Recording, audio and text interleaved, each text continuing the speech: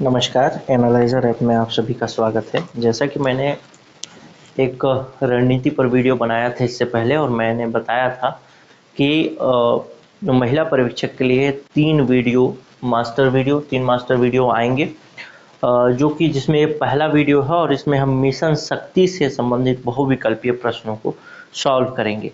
आप अपने उत्तर नीचे कमेंट में देते जाइएगा कि कौन-सा प्रश्न का क्या उत्तर आप ले रहे हैं और अंतिम में एक चीज़ ज़रूर बताइएगा कि आपका कितना प्रश्न सही हुआ, कितना प्रश्न गलत हुआ। तो चलिए शुरुआत करते हैं। ये जो फोकस है इसमें ये पूर्ण रूप से मिशन शक्ति पर होगा, यानी इस वीडियो में आप पूरे मिशन शक्ति को एक बार रिवाइज कर पाएंगे। बहुत सारी चीज़ें आप देख पाएंगे, आपने जो क्लास वगैरह किया है उसमें आप कहाँ पे चूक रहे हैं, टेस्ट सीरीज़ कितना महत्वपूर्ण है, वो सारी चीज़ें आपको ये वीडियो प्रोवाइड करके देगा। चलिए आइए देखते हैं मास्टर वीडियो के अंतर्गत ये पहला वीडियो मिशन शक्ति के अंतर्गत पहला प्रश्न देखते हैं। आप नीचे उत्तर कमेंट जरूर करते जाइए। प्रश्न है, मिशन शक्ति के संदर्भ में निम्न कथन पर विचार करना है और सही कूट का चयन करना है और बताना है कि कौन कौन सा कथन सही है। आप अपना उत्तर जरूर लिखिएगा। मैं एक एक प्रश्न एक एक वो शुरू करता हूँ। यह महिला एवं बाल विकास मंत्रालय द्वारा शुरू किया गया है, पहला कथन है। तो दूसरा कथन पढ़ लेते हैं। यह महिला सशक्तिकरण के लिए एक एकीकृत कार्यक्रम है। तीसरा कथन है, इस मिशन को 15वें वित्त आयोग की अवधि के दौरान लागू किया जाएगा। चौथा कथन है, इसका उद्देश्य महिलाओं को आर्थिक रूप से सशक्त बनाना नहीं है। और पांचवा कथन है, इसकी शुरुआत 1 अप्रैल 2022 से हुई। अब इस तरीके के प्रश्न आप टेस्ट सीरीज में देखते होंगे तो थोड़ा सा कंफ्यूज हो जाते होंगे, लेकिन आपको जब उसका डिस्क्रिप्शन मिलता होगा तो आपको अच्छा लगता होगा कि हाँ, कहाँ पे गलत कहाँ पे सही हो रहा है। तो मैं एक एक कथन को पढ़ने की कोशिश करता हूँ, उसके बाद आप थोड़ा सा जो पेड स्टूडेंट वाले हैं वो खासकर देखेंगे कि भाई जो पढ़ा है उसमें से आपसे बन रहा है कि नहीं, क्योंकि उस समय तो जब मैं पढ़ा रहा था तो एमसीक्यू उस समय भी कराया था, लेकिन उस समय और अभी में बहुत फर्क हो जाएगा, क्योंकि आपने पूरा पढ़ लिया, उस समय पढ़े रहते हैं तो तुरंत याद रहता है। अब एक एक लाइन देखते हैं, आप अपना उत्तर नीचे कमेंट करिए, मैं बाद में आपके कमेंट को जरूर पढ़ूंगा। पहला, यह महिला एवं बाल विकास मंत्रालय द्वारा शुरू किया गया है। तो ये बात तो सही है कि मिशन शक्ति जो है महिला एवं बाल विकास मंत्रालय द्वारा शुरू किया गया है। तो सभी में एक उत्तर है, तो ऑप्शन ए भी हो सकता है, बी भी हो सकता है, सी भी हो सकता है और डी भी हो सकता है। और एक चीज होता है जिसको बोला जाता है एलिमिनेशन मेथड, यानी एक एक को डिलीट करते जाइए और सही उत्तर तक पहुंचने की कोशिश करिए। क्लियर है? एक एक जो ऑप्शन है उसको डिलीट करते जाइए और सही उत्तर तक पहुंचने की कोशिश करिए, तो उसको बोला जाता है एलिमिनेशन मेथड। तो अभी की अगर बात करूं तो इसमें एलिमिनेशन मेथड अभी तक तो हमारा कारगर नहीं हुआ, क्योंकि एक एक तो सभी में। दूसरा देखें, यह महिला सशक्तिकरण के लिए एकीकृत कार्यक्रम है। हाँ, मिशन शक्ति के अंतर्गत दो तरीके की चीजें हैं, एक मिशन शक्ति का सामर्थ्य घटक और मिशन शक्ति का संबल घटक। और इसीलिए मिशन शक्ति नाम दिया गया, क्योंकि सारी जो महिलाओं के सशक्तिकरण से संबंधित चीजें हैं वो एक ही जगह आ जाए। तो दूसरा भी सही हो गया। तो इसमें 2 है, इसमें भी 2 है और इसमें भी, उपरोक्त सभी में भी 2 है, यानी हमारा ऑप्शन बी नहीं हो सकता, ये बात कंफर्म है। क्लियर है? क्योंकि उसमें 2 ऑप्शन नहीं। तीसरा देखते हैं, इस मिशन को 15वें वित्त आयोग की अवधि में लागू किया जाएगा। बिल्कुल किया जाएगा, 15वें वित्त आयोग के दौरान ही इसकी शुरुआत हुई है 2022 में। तो ये 15वें वित्त आयोग वाला भी सही है, यानी कथन 3 भी हमारा सही है। तो अभी भी हमारा ये वाला ऑप्शन ए भी हो सकता है और ऑप्शन सी और ऑप्शन डी भी हो सकता है, क्योंकि हर जगह 1 2 3 तीनों में। चौथा कथन देखें, इसका उद्देश्य महिलाओं को आर्थिक रूप से सशक्त बनाना नहीं है। तो ये नहीं सब जैसे होते हैं ना, तो इसको कभी कभी आपको याद रखना पड़ेगा, ध्यान देना पड़ेगा, क्योंकि ये छोटा छोटा चीज आपको खेल कर देगा। तो नहीं है तो ये तो बात गलत हो गई, क्योंकि मिशन शक्ति का उद्देश्य है महिलाओं की रक्षा, संरक्षा और सशक्तिकरण। सशक्तिकरण सभी क्षेत्र में, चाहे वो आर्थिक हो, राजनीतिक हो, सामाजिक हो, शैक्षिक हो, सभी क्षेत्र से सशक्तिकरण की बात की जाती है मिशन शक्ति में। तो चौथा ऑप्शन नहीं होगा। इसका मतलब ये हुआ कि इसमें भी 4 है। अच्छा, ये तो कट चुका है। तो 1 2 3 हो सकता है, ये हो सकता है ऑप्शन सी, और ऑप्शन डी नहीं हो सकता। तो सही उत्तर क्या हो गया? 1 2 3। अब पांचवा पढ़ेंगे तो समझ में आएगा। चौथा भी सही है, अभी ऑप्शन ए और ये दोनों सही हो सकते हैं, यानी ए और सी, क्योंकि चौथा कथन गलत हो चुका है। पांचवा गलत अगर हो जाता है तो फिर हम ये मानेंगे कि ऑप्शन ए सही है। इसकी शुरुआत 1 अप्रैल 2022 से हुई, लेकिन ये कथन तो सही हो गया, तो सही उत्तर क्या हो गया? Option C. तो इस तरीके से एलिमिनेशन मेथड, डिलीट मेथड का भी प्रयोग करेंगे जिससे आप सही उत्तर तक पहुंच सकें। क्लियर है? चलिए अब दूसरा प्रश्न देखते हैं, आप अपना उत्तर नीचे कमेंट करिएगा। दूसरा प्रश्न देखते हैं, पूछता है मिशन शक्ति के सामर्थ्य घटक में कौन सा शामिल नहीं है वो बताना है। यहाँ पे साफ साफ ये पूछना चाहता है कि कौन कौन सा मिशन शक्ति का सामर्थ्य घटक नहीं है, अर्थात संबल घटक है। क्लियर है? तो मिशन शक्ति के सामर्थ्य घटक में शामिल नहीं है, कौन सा शामिल नहीं है वो बताना है। तो प्रधानमंत्री मातृत्व वंदन योजना सबसे पहला ऑप्शन है, ये तो मिशन शक्ति के सामर्थ्य घटक में शामिल है। तो जहां जहां एक होगा वो उत्तर गलत हो जाएगा, क्योंकि हमको कौन सा बताना है? जो शामिल नहीं है सामर्थ्य में उसको बताना है। तो एक इसमें भी है, एक इसमें भी है। अब दूसरा देखते हैं, वन स्टॉप सेंटर क्या सामर्थ्य घटक के अंतर्गत शामिल है? वन स्टॉप सेंटर क्या सामर्थ्य घटक के अंतर्गत शामिल है? दूसरा ऑप्शन जो है ऑप्शन बी, तो ये सामर्थ्य घटक के अंतर्गत शामिल नहीं है। वन स्टॉप सेंटर किस में आता है? संबल घटक के अंतर्गत आता है। इसका मतलब आपका उत्तर क्या होगा? सी या डी में होगा। तो दूसरा जो है सामर्थ्य घटक में शामिल नहीं है, तो वन स्टॉप सेंटर शामिल है अगर सामर्थ्य घटक में, तो 2 वाला तो होगा ही होगा, यानी सी या डी हो सकता है। फिर देखें शक्ति सदन, तो शक्ति सदन सामर्थ्य घटक का है या फिर शक्ति सदन जो है वो सामर्थ्य घटक का है या फिर वो संबल घटक का है, वो आपको याद होना चाहिए। तो शक्ति सदन क्या है? सामर्थ्य घटक का घटक है। तो सामर्थ्य घटक में अच्छा शामिल नहीं है वो बताना है ना, फिर से कंफ्यूजन ना हो जाए। सामर्थ्य घटक में शामिल नहीं है वो बताना है। तो मातृ वंदन योजना जो है सामर्थ्य घटक में शामिल है, कौन सा शामिल नहीं है वो बताना है। हाँ, तो इसमें बताना है आपको संबल घटक वाला। ठीक है, तो मिशन शक्ति के अंतर्गत सामर्थ्य घटक में शामिल, मैं भी पढ़ते पढ़ते कभी कंफ्यूज हो जाता हूँ। तो सामर्थ्य घटक में एक मातृ वंदन योजना शामिल है, शामिल नहीं है वो बताना है। तो वन स्टॉप सेंटर जो है वो सामर्थ्य घटक में शामिल नहीं है, संबल घटक में शामिल है। ये सामर्थ्य घटक में शामिल है। शक्ति सदन सामर्थ्य घटक में शामिल है। महिला हेल्पलाइन जो है ये संबल घटक में शामिल है। यानी 2 और 4 होना चाहिए, 2 और 4 और 1 5, यानी ऑप्शन क्या हो जाएगा? ऑप्शन बी हो जाएगा ना। 1 मिनट, फिर से कंफ्यूजन हो गया। मिशन शक्ति के सामर्थ्य घटक में शामिल नहीं है, तो सामर्थ्य घटक में शामिल कौन कौन सा नहीं है? मातृ वंदन योजना सामर्थ्य घटक में है, तो ये तो गलत हो जाएगा। वन स्टॉप सेंटर सामर्थ्य घटक में शामिल नहीं है, यानी 2 सही हो गया। क्लियर है? 1 मिनट रुकिएगा, कहीं पढ़ने में गलती हो रहा है। तो देख रहे हैं कि कौन सा सामर्थ्य घटक में शामिल नहीं है। ठीक है, तो सही उत्तर क्या हो जाएगा? पहला तो ये है कि मातृ वंदन योजना सामर्थ्य घटक में शामिल है, तो जहां जहां पे 1 होगा उसको एलिमिनेट कर दिए, ये वाला। ठीक है, अब वन स्टॉप सेंटर संबल में है, तो वन स्टॉप सेंटर वाला हो जाएगा, इसमें भी है और इसमें भी। शक्ति सदन जो है वो सामर्थ्य घटक का है, तो ये नहीं होगा। तो शक्ति सदन क्या होगा? ऑप्शन 3। महिला हेल्पलाइन संबल का है, ये नहीं है, ये नहीं, ये वाला और ये तो क्या क्या होगा? वन स्टॉप सेंटर, महिला हेल्पलाइन और बेटी बचाओ बेटी पढ़ाओ, यानी 2 3 और 5 ये जो घटक हैं 2 3 और 5 ये संबल के हैं, ना कि सामर्थ्य। 2 4 और 5 ना, 2 3 5 नहीं, 2 4 और 5 ये संबल के हैं, सामर्थ्य के घटक नहीं है। तो सामर्थ्य घटक में शामिल कौन कौन है? तो प्रधानमंत्री मातृ वंदन योजना है, शक्ति सदन है। शामिल कौन सा नहीं है? तो वन स्टॉप सेंटर, महिला हेल्पलाइन और बेटी बचाओ बेटी पढ़ाओ शामिल नहीं है। तो सही उत्तर क्या हो गया? Option C. लेकिन यहाँ पे प्रिंटिंग मिस्टेक है, तो ऑप्शन बी ले लिया है। सही उत्तर क्या होगा? ऑप्शन सी होगा। चलिए एक तो यहाँ पे डलवा दिया हूँ चार्ट, देख लेते हैं कि संबल में कौन कौन सा है और सामर्थ्य में कौन कौन सा है। तो संबल घटक के अंतर्गत वन स्टॉप सेंटर, महिला हेल्पलाइन, बेटी बचाओ बेटी पढ़ाओ, उसके साथ नारी अदालत।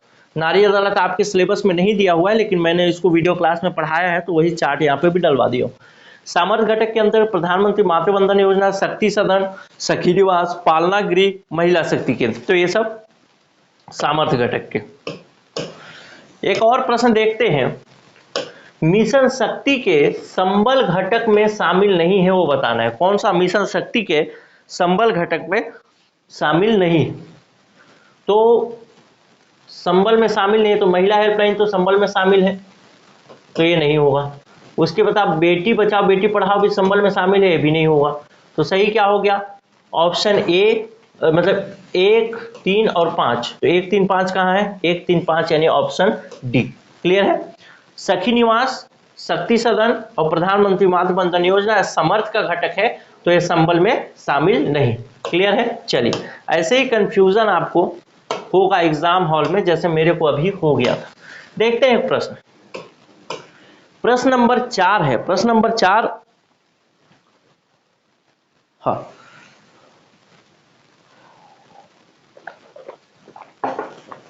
प्रश्न नंबर 4 कहता है कि मिशन शक्ति के संबल घटक के संदर्भ में सही कथन नहीं है, यानी गलत कथन को आपको चुनना है। क्लियर है? पहला है, यह महिलाओं के सशक्तिकरण पर केंद्रित है। दूसरा है, यह महिलाओं की रक्षा एवं संरक्षा के लिए है। तीसरा है, इसके लिए केंद्र सरकार 100% वित्त पोषण प्रदान करती है या करेगी। चौथा है, नारी अदालत इस घटक के अंतर्गत शामिल नहीं है। जो सही कथन नहीं है उसको बताना है, कौन सा सही कथन नहीं। संबल घटक के अंतर्गत कौन सा सही कथन नहीं है। आप 1 मिनट वीडियो को पॉज करिए और सही कथन बताइए, मतलब सही उत्तर बताइए। कमेंट करिए, नीचे कमेंट करिए फटाफट। सही उत्तर हो जाएगा इसमें, यह महिलाओं के सशक्तिकरण पर केंद्रित है, ये तो इसका गलत हो गया। दूसरा देखें, संबल घटक जो है महिलाओं के रक्षा एवं संरक्षा के लिए, ये तो सही कथन है। तो गलत कथन बताना है आपको, तो पहला गलत हो गया। तो एक तो ये हो सकता है, एक तो ये हो सकता है, एक तो ये हो सकता है, ये नहीं हो सकता। दूसरा देखें, इसके लिए केंद्र सरकार 100% वित्त पोषण करती है। तो मैंने बताया है कि जो भी संबल घटक के अंतर जितनी भी योजनाएं होंगी उसके लिए सभी के लिए पूरा पैसा केंद्र सरकार से आएगा। तो ये कथन भी सही हो गया, यानी ये भी नहीं हो सकता। गलत कथन चुनना है। नारी अदालत इस घटक के अंतर्गत शामिल नहीं है, तो शामिल है, तो ये गलत कथन एक हो गया और एक गलत कथन ये हो गया। ध्यान रखेंगे, संबल घटक जो है, संबल घटक रक्षा एवं संरक्षा से संबंधित है। सामर्थ्य घटक जो है वो सशक्तिकरण से संबंधित है। महिलाओं के सशक्तिकरण की जब बात आएगी तो सामर्थ्य घटक की बात करेंगे, और रक्षा और संरक्षा की जब बात आएगी तो संबल घटक की बात करेंगे। तो ऑप्शन डी इसका सही उत्तर हो जाएगा। कितने लोगों को मालूम था नीचे कमेंट करिएगा ईमानदारी से। चलिए एक और प्रश्न देखते हैं, ये बहुत फैक्चुअल सा प्रश्न है।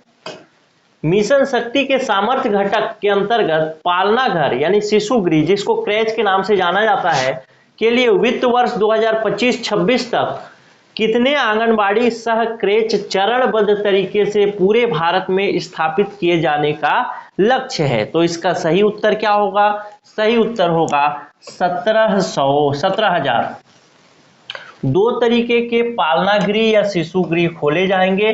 पहला तो एक प्योर शिशु गृह होगा जिसकी संख्या 170 होने वाली है। 2025-26 तक 170 खोले हैं, और जो आंगनबाड़ी के साथ समायोजित करके, यानी आंगनबाड़ी का पूरा इंफ्रास्ट्रक्चर तो है ही, उसी इंफ्रास्ट्रक्चर में शिशु गृह डाल दिया जाएगा। तो उसी को कहा गया आंगनबाड़ी सह क्रेच। तो आंगनबाड़ी सह क्रेच की संख्या 17,000 होगी। 2025-26 तक ये लक्ष्य रखा गया है।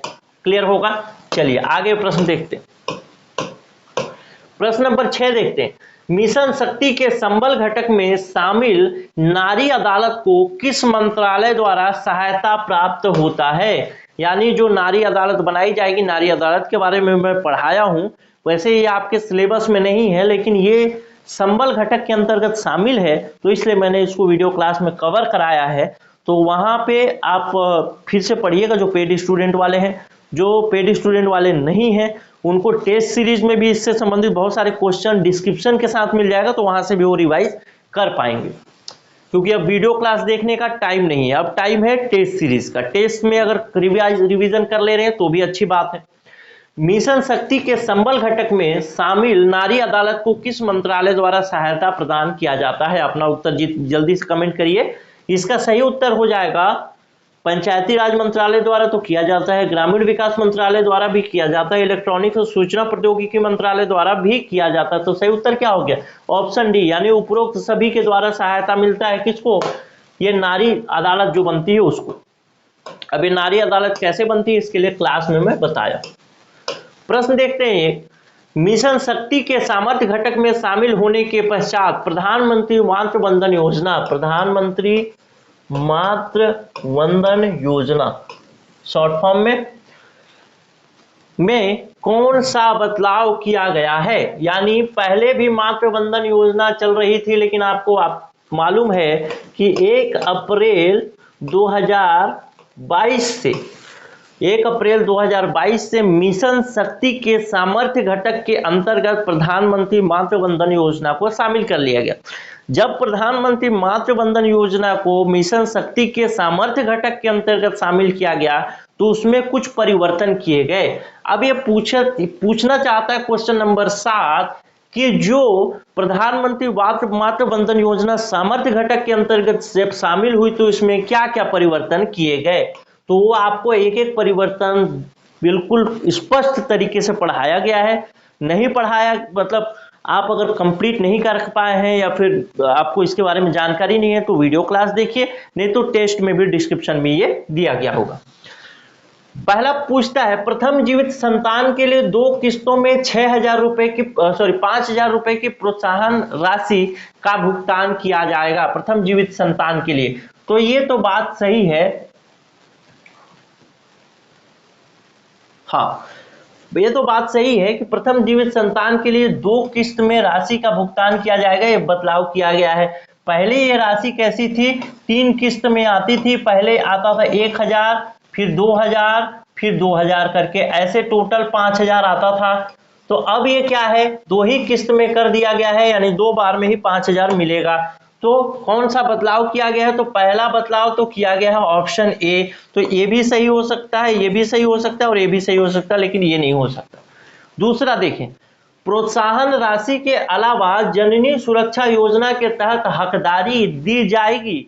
तो पहले जो प्रोत्साहन राशि के साथ पहले जब 2022 में ये शक्ति जो मिशन शक्ति के अंतर्गत शामिल नहीं हुआ था उससे पहले भी, जब मिशन शक्ति के अंतर्गत शामिल नहीं हुआ था उससे पहले भी जननी सुरक्षा योजना के तहत लाभ अलग से दिया जाता था। यानी मातृ वंदन योजना के अलावा जननी सुरक्षा योजना के तहत लाभ दिया जाता था। तो औसतन कितना दिया जाएगा सबको? औसतन 6,000। अब औसतन 6,000 रुपए कैसे मिलता है इसको भी वीडियो क्लास में बता दिया। क्लियर है? तो जननी सुरक्षा योजना के तहत हकदारी दी जाएगी। तो ये तो पुराना व्यवस्था है, ये कोई नया व्यवस्था नहीं। ठीक, मातृ वंदन योजना को सामर्थ्य घटक में शामिल करने के बाद यानी मिशन शक्ति में शामिल होने के बाद क्या क्या चेंज हुआ वो पूछ रहा है। दूसरा देखते हैं, तीसरा कथन, दूसरी संतान, यानी ये दूसरा वाला तो नहीं होगा। दूसरा वाला नहीं होगा इसका मतलब क्या है कि ये वाला भी ऑप्शन सी भी गलत हो गया, तो ऑप्शन डी ही बचता है। लेकिन हम लोग देख लेते हैं, दूसरी संतान यदि लड़की होती है तो 6,000 रुपए की अतिरिक्त राशि दी जाएगी। पहले ये व्यवस्था नहीं था, जब ये मातृ वंदन योजना मिशन शक्ति के अंतर्गत शामिल हुआ तब ये नया व्यवस्था आया है कि पहली संतान पर पहले मिलता था, अब दूसरी संतान पर भी मिलेगा यदि वो लड़की होती है। तो ये आप लोगों को याद आ रहा होगा जो मैंने वीडियो क्लास में पढ़ाया है, नहीं तो टेस्ट सीरीज में जरूर देखिएगा। क्लियर है? नहीं देख रहे हैं टेस्ट सीरीज तो अपने आप को अपडेट करिएगा। जो लोग मतलब जो बच्चे ऐसे हैं जो कि बाहर से पढ़ रहे हैं यानी हमारे पेड स्टूडेंट नहीं हैं, वो अपने आप को अपडेट जरूर करिएगा कि भाई यहां से इस तरीके से घुमा के भी प्रश्न पूछा जा सकता है। तो उसी तरीके से आप डीप में जाके प्रश्न को देखिएगा। तो ये अब तीसरा नंबर भी सही हो गया।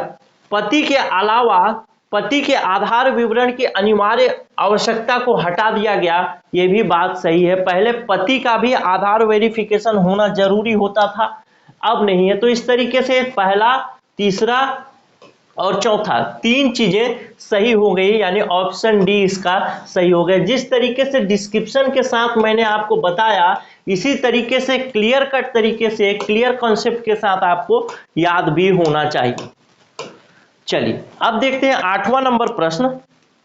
1 मिनट का ब्रेक ले लेता हूं। तो प्रश्न पढ़ते हैं, मिशन शक्ति के सामर्थ्य घटक शक्ति सदन के संदर्भ में निम्नलिखित कथन पर विचार करना है। मिशन शक्ति के अंतर्गत एक सामर्थ्य घटक में शक्ति सदन नामक योजना है, उस शक्ति सदन योजना पर विचार करना है। क्लियर है? तो देखते हैं क्वेश्चन नंबर 8। ये बोलता है, पहला कथन कहता है, यह दुर्व्यवहार की गई महिलाओं सहित संकटग्रस्त महिलाओं के लिए एक एकीकृत राहत और पुनर्वास गृह है। तो ये बात तो बिल्कुल सही है कि शक्ति सदन जो है ऐसी महिलाओं के लिए ही है। दूसरा देखें, यहाँ किसी भी उम्र तक की अविवाहित लड़कियां जो संकटग्रस्त हों निवास कर सकती है। दूसरा कथन भी सही है। तीसरा कथन देखें, यहाँ 12 से 18 साल के लड़के अपनी माता के साथ रह सकते हैं। तो ये कथन तो गलत हो गया, क्योंकि शक्ति सदन में मैक्सिमम 12 वर्ष तक के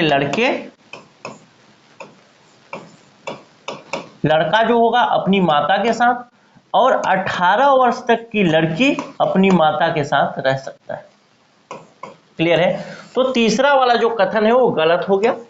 तो सही उत्तर क्या होगा? 1 और 2 सही हो जाएगा, यानी ऑप्शन बी इसका सही उत्तर होना चाहिए। देखते हैं, ऑप्शन बी ही सही उत्तर है। क्वेश्चन नंबर 9 देखते हैं।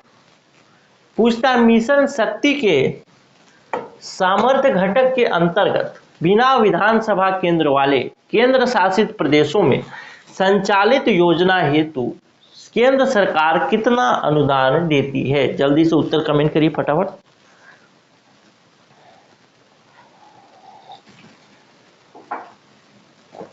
चलिए मैं बता देता हूं। मिशन शक्ति के सामर्थ्य घटक के अंतर्गत जब भी बात आएगी तो सामान्य राज्य और ऐसे केंद्र शासित प्रदेश जहां खुद की विधानसभा है, इसमें 2 ही प्रदेश हैं, एक तो दिल्ली है और एक है पुदुचेरी। 2 ही जगह ऐसे केंद्र शासित प्रदेश हैं जहां अपनी विधानसभा है। तो ये दोनों, यानी सामान्य राज्य मतलब जैसे छत्तीसगढ़, मध्य प्रदेश, राजस्थान, ऐसी स्थिति होगी, या ऐसे केंद्र शासित प्रदेश जहां खुद की विधानसभा है, 2 ही जगह है, दिल्ली और पुदुचेरी। तो यहाँ पे 60-40 का रेशियो हो गया, यानी सामर्थ्य घटक के अंतर्गत 60 रुपए अगर केंद्र सरकार देगी तो 40 रुपए राज्य सरकार देगी। पूर्वोत्तर के जो राज्य हैं वहां 90 और 10 का रेशियो हो गया, यानी 90 रुपए केंद्र सरकार देगी तो 10 रुपए राज्य सरकार देगी। लेकिन जो राज्य केंद्र शासित हैं, यानी केंद्र शासित प्रदेश हैं जिनकी खुद की विधानसभा नहीं है, तो वहां पे पूरा पैसा कौन देगा? केंद्र सरकार ही देगा। और यही बात अगर मिशन शक्ति के सामर्थ्य घटक के जगह में संबल घटक के अंतर्गत पूछा जाए, तो संबल घटक के अंतर्गत जितना भी पैसा लगता है 100% यानी पूर्ण पैसा जो होता है केंद्र सरकार के पास से ही आता है।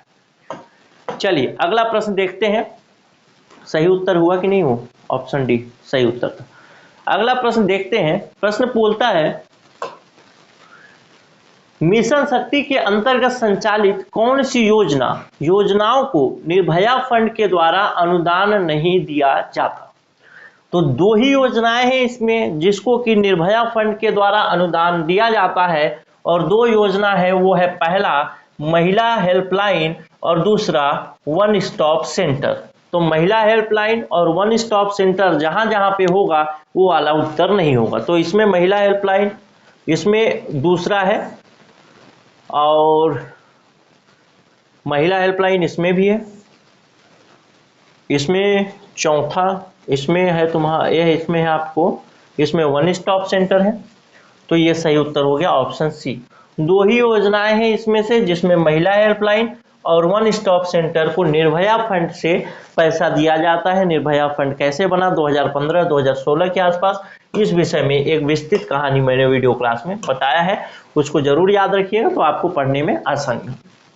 अगला प्रश्न देखते हैं, क्वेश्चन नंबर 11 जो पूछता है कि महिला एवं बाल विकास मंत्रालय द्वारा नए अनुमोदित मिशन शक्ति के तहत शक्ति सदन में कौन सी पूर्ववर्ती योजना को शामिल किया गया। यानी पूछना ये चाहता है कि शक्ति सदन जो है ये पुरानी कौन सी दो योजनाओं को मिलाकर के बना है। तो दो योजनाएं हैं, उज्ज्वला गृह योजना और स्वधार योजना। इन दोनों योजनाओं को मिलाकर के शक्ति सदन बनाया गया और इस शक्ति सदन को मिशन शक्ति के सामर्थ्य घटक के अंतर्गत शामिल कर लिया गया। क्लियर होगा? तो क्वेश्चन नंबर 11 का ऑप्शन हो जाएगा, ऑप्शन बी सही उत्तर हो जाएगा। ठीक है, चलिए क्वेश्चन नंबर 11 के बाद देखते हैं क्वेश्चन नंबर 12। पूछता है मिशन शक्ति के सामर्थ्य घटक के अंतर्गत किस स्तर पर महिला सशक्तिकरण केंद्र की परिकल्पना की गई है। या आपको पहले आपको क्लास में मैं बताया हूं, फिर से एक बार अपडेट कर देता हूं जो बच्चे बाहर वाले हैं। पहले इसका नाम महिला शक्ति केंद्र हुआ करता था। जब इसको मिशन शक्ति के सामर्थ्य घटक के अंतर्गत शामिल किया गया तो इसके नाम को शक्ति केंद्र से महिला सशक्तिकरण केंद्र कर दिया गया। जब महिला सशक्तिकरण केंद्र हुआ तो 2-3 मूल रूप से बदलाव हुए, लेकिन उसमें एक बदलाव बहुत महत्वपूर्ण था कि महिला सशक्तिकरण केंद्र पहले 3 स्तर पर हुआ करता था। शक्ति केंद्र 3 स्तर पर हुआ करता था, एक राष्ट्रीय, राज्य, 4 स्तर पर हुआ करता था पहले जब ये मिशन शक्ति में शामिल नहीं था। एक राष्ट्रीय स्तर, एक राज्य स्तर, जिला स्तर और विकास खंड या ब्लॉक स्तर पे।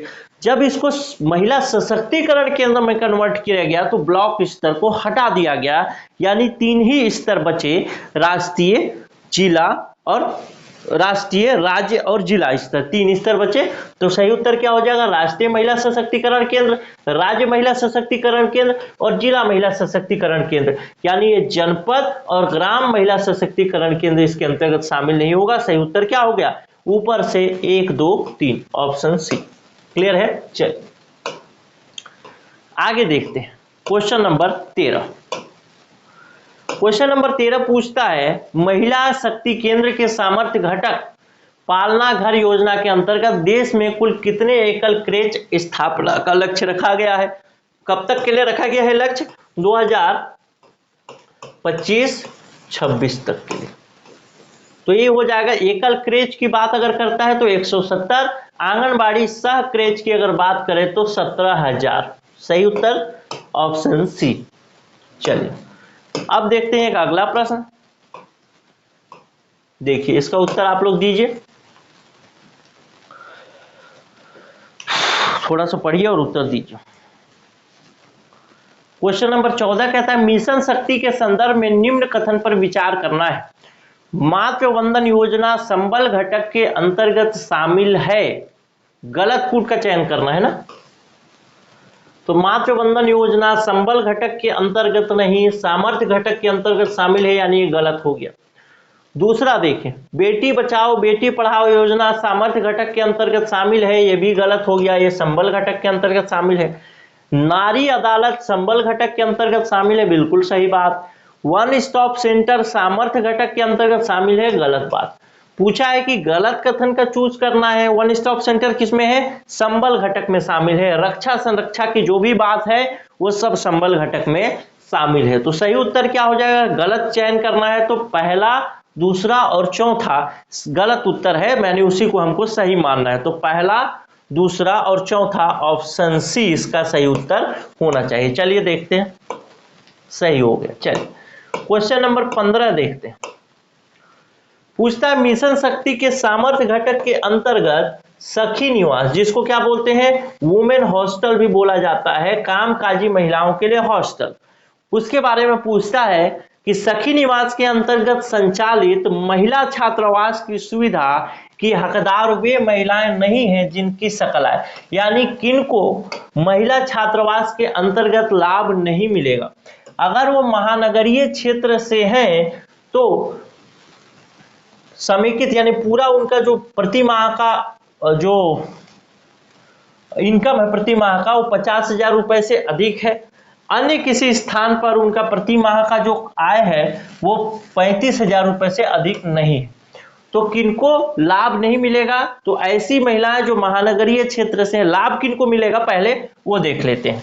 तो लाभ किनको मिलेगा? ऐसी महिला जो महानगरीय क्षेत्र से हैं, उनकी इनकम 50,000 रुपए से कम हो उनको लाभ मिलेगा। अन्य क्षेत्र से हैं तो 35,000 रुपए से कम हो तो उनको लाभ मिलेगा। क्लियर है? तो यहाँ पे ये लिखा गया है 50,000 रुपए से अधिक है, इसका मतलब इनको लाभ नहीं मिलेगा। पूछा है कौन हकदार नहीं होंगी, तो ऑप्शन ए हकदार नहीं होगी, क्योंकि उसकी इनकम 50,000 रुपए से अधिक है महानगरीय क्षेत्र के लिए। प्रश्न देखते हैं एक और। मिशन शक्ति के उद्देश्य में शामिल नहीं है सहायता की आवश्यकता वाली महिलाओं और अपराध एवं हिंसा की शिकार महिलाओं के बचाव और सुरक्षा के लिए पुनर्वास के लिए गुणवत्तापूर्ण तंत्र स्थापित करना, कौन सा शामिल है बताना है ना? तो ये तो शामिल है पहला। दूसरा देखें, महिलाओं और लड़कियों के प्रति सकारात्मक व्यवहार परिवर्तन लाने के लिए जनता के बीच जागरूकता लाना। इसी के अंतर्गत आप देखते हैं कि बेटी बचाओ बेटी पढ़ाओ योजना जो है इसी के अंतर्गत शामिल है। दूसरा भी सही है। लिंग पक्षपाती लिंग चयनात्मक उन्मूलन को रोकने के लिए बालिकाओं की उत्तरजीविता, सुरक्षा, शिक्षा और विकास सुनिश्चित करना, तो तीनों शामिल है मेरे ख्याल से। तो सही उत्तर क्या हो जाएगा? ऑप्शन डी मेरे ख्याल से। अब देखते हैं, सही उत्तर ऑप्शन डी हो गया। क्वेश्चन नंबर 17 देखते हैं। क्वेश्चन नंबर 17 का प्रश्न है, मिशन शक्ति के संबल घटक के अंतर्गत नारी अदालत के बारे में सही कथन बताना है। पहला, इसे पंचायती राज मंत्रालय, ग्रामीण विकास मंत्रालय और इलेक्ट्रॉनिक और सूचना प्रौद्योगिकी मंत्रालय द्वारा संचालित सामान्य सेवा केंद्रों की सहायता प्राप्त होगी। बिल्कुल होगी, सही है। दूसरा, इसे ग्राम पंचायत स्तर पर महिलाओं द्वारा सामना किए गए छोटे प्रकृति के मामलों को निपटाने के लिए उपयोग किया जाएगा। हालांकि ये कोर्ट नहीं होगा, लेकिन एक पंचायत की तरह होगा, जिसको कहा गया है नारी अदालत। तीसरा नंबर देखें, इसमें 15 से 20 सदस्यों वाले महिला समूहों का एक औपचारिक सेटअप बनाया जाएगा। पहला बात तो औपचारिक सेटअप तो बनाया जाएगा जो सामने आने वाले सामाजिक, आर्थिक और सांस्कृतिक मुद्दों का समाधान करेंगे। औपचारिक सेटअप तो बनाया जाएगा, लेकिन 15 से 20 नहीं, 7 से 9 महिलाओं का एक सेटअप बनाया जाएगा। इन महिलाओं को न्याय सखी या फिर एक चीज और बोलते हैं कानूनी मित्र, इस नाम से जाना जाएगा। तो 15 से 20 नहीं, 7 से 9। तो इस तरीके से छोटे छोटी चीजें भी आपसे घुमा घुमा के पूछ सकता है। तो देखिए यहाँ पे आप फंस जाते, शायद आप उपरोक्त सभी यानी ऑप्शन डी उत्तर ले लेते, 1 2 3 तीनों सही है, लेकिन गलत हो जाएगा तीसरा नंबर पॉइंट। क्लियर है? चलिए अब आगे देखते हैं एक और प्रश्न। पूर्व में संचालित स्वधार गृह योजना और उज्ज्वला योजना को समाहित करते हुए भारत में शासन की अम्ब्रेला योजना मिशन शक्ति के अंतर्गत कौन सी योजना का संचालन किया गया है? पूछना ये चाहते हैं कि स्वधार गृह योजना और उज्ज्वला गृह योजना को मिला करके कौन सी योजना बना दी गई? तो सही उत्तर क्या हो जाएगा? शक्ति सदन नाम से योजना बना दिया गया, उज्ज्वला गृह और स्वधार गृह योजना को मिला करके, ऑप्शन सी। क्वेश्चन नंबर 19 देखते हैं। महिला शक्ति केंद्र योजना के बारे में निम्नलिखित में से कौन सा सही है?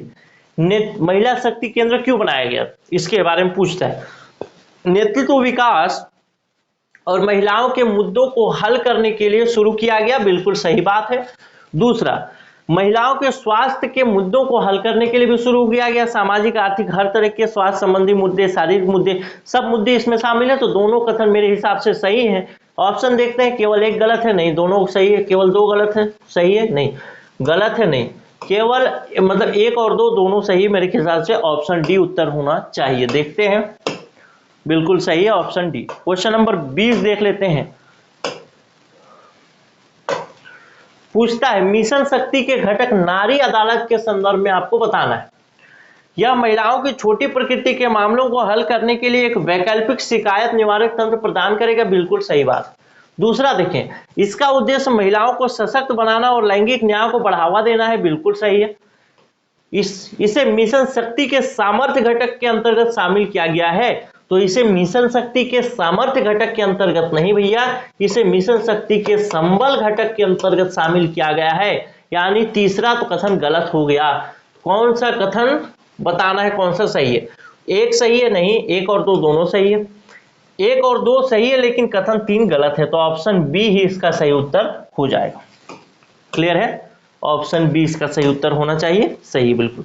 तो इस तरीके से 20 क्वेश्चन और जितने भी डीप में घुमा फिरा के कंप्लीट रिवीजन है, क्योंकि एक एक क्वेश्चन में आप देख रहे हैं, यहीं पे देखिए 3-3, 4-4 सेंटेंस, 5-5 सेंटेंस, 6-6 सेंटेंस तक दिए गए। तो वो चीजें एक बार आपको एकदम से क्लियर करती हैं। और ऐसे ही प्रश्न अगर आप और सॉल्व करना चाहते हैं तो एनालाइजर ने टेस्ट सीरीज की व्यवस्था की है महिला पर्यवेक्षक के लिए। चाहे वो खुली भर्ती वालों को है तो खुली भर्ती वालों के लिए अलग से जो उनका सेटअप होता है, यानी उनका जैसा भी मार्क्स डिवाइड है, 60 मार्क्स योजना आदि से पूछेगा तो वो अलग अलग तरीके से, उसी तरीके से उसी पैटर्न पे जैसा कि आपका एग्जाम व्यापम लेगी उसी पैटर्न पर टेस्ट सीरीज बनाया गया है। तो आप चाहें तो टेस्ट सीरीज को ज्वाइन कर सकते हैं। इस टेस्ट सीरीज में एक चीज और, जैसा कि मैंने आपको बार बार इस प्रश्न में डिस्क्राइब कर करके बताया, डिस्क्रिप्शन के साथ बताया, तो वैसा डिस्क्रिप्शन आपको इस टेस्ट सीरीज में भी देखने को मिलेगा। समय कम है तो कम समय के हिसाब से ये रणनीति आपकी हो सकती है कि आप टेस्ट सीरीज को अच्छे से दीजिए ताकि आपके कम से कम 8, 10, 15 नंबर और भी बढ़ जाए।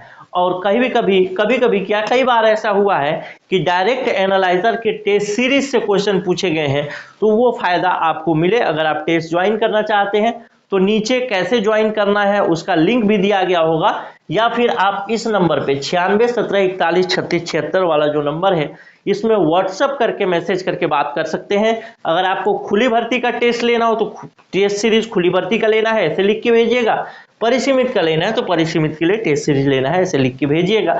आखिरी समय में ये टेस्ट सीरीज आपके लिए 15 से 20 नंबर, 10-15 नंबर कम से कम बढ़ाने में बहुत मददगार हो सकता है, क्योंकि डायरेक्ट प्रश्न भी पूछे जाते हैं टेस्ट सीरीज से। हमारे टेस्ट सीरीज से कई बार बहुत सारे प्रश्न फंसे हैं, तो एक आपको लाभ मिल जाएगा। कोई जरूरी नहीं कि आप टेस्ट ज्वाइन करें, लेकिन जो इसकी खासियत है वो मैं आपको बता रहा हूं। अगर आप इस नंबर पे मैसेज ही करें, हमेशा ध्यान रखिएगा व्हाट्सएप मैसेज ही करें, कॉल या सामान्य जो टेक्स्ट मैसेज होता है वो ना करें। अब मैं मिलूंगा अगले वीडियो में, और अगले वीडियो में आपसे मैं बात करूंगा आगे की क्लास पर, यानी 3 मास्टर वीडियो आने वाले हैं। तो पहला मास्टर वीडियो ये है, अगला मास्टर वीडियो जो होगा उसमें भी हम एक योजना को कंप्लीट तौर पर खत्म करेंगे और कंप्लीट रिवीजन करेंगे। मिलते हैं अगले वीडियो में। नमस्कार। जय।